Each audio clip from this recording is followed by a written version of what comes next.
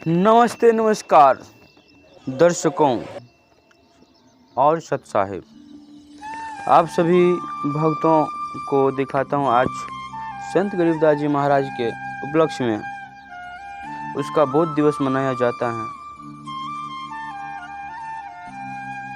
तो कुछ तस्वीरें आप सबके बीच प्रस्तुत करना चाहता हूँ मैं। आप लोग देखिएगा घर से, जब परमात्मा शरीर प्रकट होकर गरीबदास जी महाराज को दर्शन दिए और सतलोक लेके गए, और सतलोक ले जाने के बाद सभी लोगों से गुजर कर जाना पड़ा सतलोक, और सतलोक लेके गए परमात्मा और दिखाया वो वास्तविक घर, जहाँ से अपने लोग सभी आत्मा परमात्मा से बिछड़ के आ गए हैं। वहीं का नज़ारा दिखाने के लिए गरीबदास जी महाराज को ले गया था कबीर परमेश्वर ने। सह शरीर सतलोक दिखाया और वास्तविक ज्ञान से परिचित करवाया। परमेश्वर ने बोला कि देखो गरीबदास, जहाँ तुम रह रहे हो ना, वो काल का लोक है, 21 बरान ज्योति निरंजन का। इसमें जन्म मरण का चक्कर हमेशा लगा रहता है। आज इस धरती पे देख लो, चारों तरफ हाहाकार मचा हुआ है, कोई किसी का सुनने वाला नहीं है। परमात्मा ने पूरे ज्ञान से परिचित करवाया। फिर गरीबदास जी महाराज 3 दिन तक अचेत रहा, तो उसका मम्मी पापा जिसे जलाने के लिए, उसका गांव का परिवार सदस्य उसको जलाने के लिए चला गया था। लेकिन फिर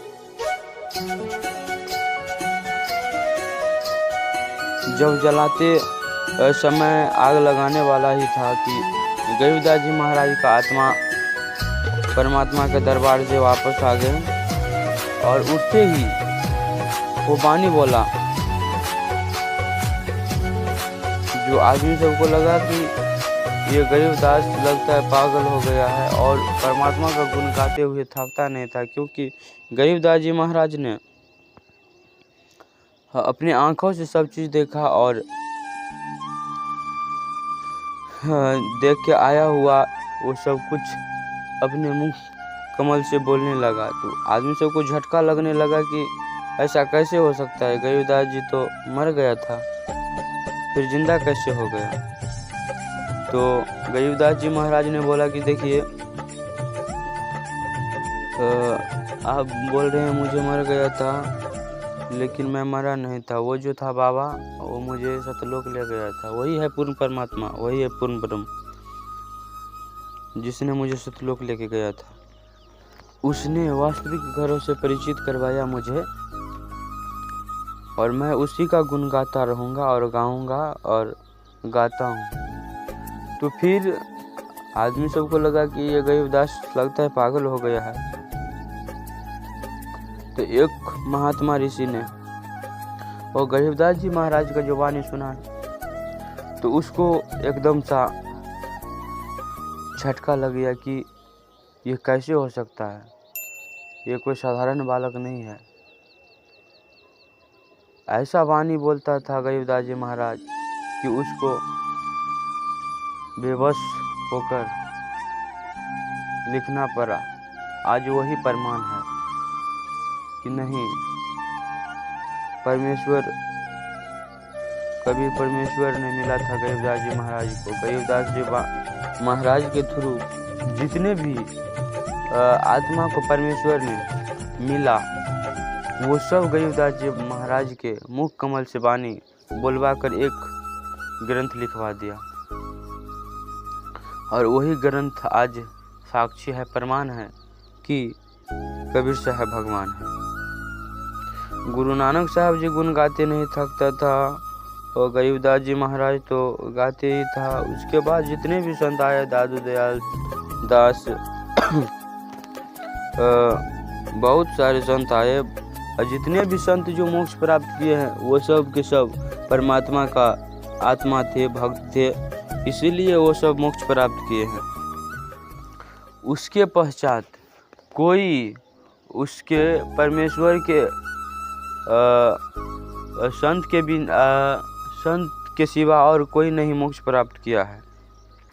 इसीलिए जैसे हर समय में धरती पर सच्चा संत हमेशा आता ही रहता है, क्योंकि ये काल का लोक है, एक इस ब्रांड। इसमें सच्चा संत अगर नहीं रहेगा तो ये धरती में आग लग जाएगा। इसीलिए सच्चा संत हमेशा इस धरती पर आता ही रहता है और इससे अपने बच्चों को ले जाने के लिए कोशिश करता है। सच्चा संत नहीं आता तो परमात्मा स्वयं आ जाते हैं। जैसे कि अभी के वक्त में अभी चारों तरफ हाहाकार मचा हुआ है। इससे पहले स्वामी रामदेवानंद जी महाराज था और अभी के समय में ये संत रामपाल जी महाराज है। तो वो संत रामपाल जी महाराज कोई आम इंसान नहीं है, वो स्वयं भगवान है, कबीर साहब का अवतार है। क्योंकि ऐसा चमत्कार कोई आम इंसान नहीं कर सकता है। देखिए, जेल में बैठे बैठे वो काम कर रहा है जो काम कोई बाहर रहकर नहीं कर सकता। कितने लाखों घर परिवार नशा मुक्त हो गए, कितने घर परिवार जिससे बीमारी से छुटकारा पा लिए, कितने घर परिवार अन्नपूर्णा मुहिम के थ्रू चल रहा है, कितने आदमी को इससे कितने गांव में इससे मदद कर रहे हैं। मतलब मान लीजिए जैसे कि आज अभी का समय में ऐसा काम करना, ऐसा काम कोई नहीं कर सकता। सिर्फ वही कर सकता है जो सच्चा संत होता है, भगवान के स्वरूप होता है, भगवान होता है, वही कर सकता है। क्योंकि उसके अंदर में सबके प्रति प्यार होता है, चाहे हिंदू रहे, चाहे मुसलमान रहे, चाहे सिख रहे, चाहे ईसाई रहे, उसके अंदर में सबके प्रति प्यार रहता है। लेकिन आज का समय में देखते हैं चारों तरफ हाहाकार मचा है, अपने भाई भाई का नहीं होता है। मतलब देखिए, ये समाज में जो है आदमी सब इस प्रकार से नशा हावी हो गया है कि समाज को नास्तिक कर दिया है। बहुत ऐसे कार्यक्रम चल रहा है अपने समाज में, दहेज प्रथा, ये सब। तो दहेज प्रथा से बहुत बहन बेटियां इससे अपना जान दे देते हैं और उसका पिता भी जान दे देते हैं। क्या करेगा जब समस्या आते हैं दहेज पर, तो क्योंकि इतना दहेज जैसे कि पूरा ज़िंदगी लग जाता है पिता को एक पैसा जुटाने में और वो बेटी का ब्याह कराने में, लेकिन फिर भी आदमी उसमें कमी निकालता रहता है। ये नहीं सोचता है कि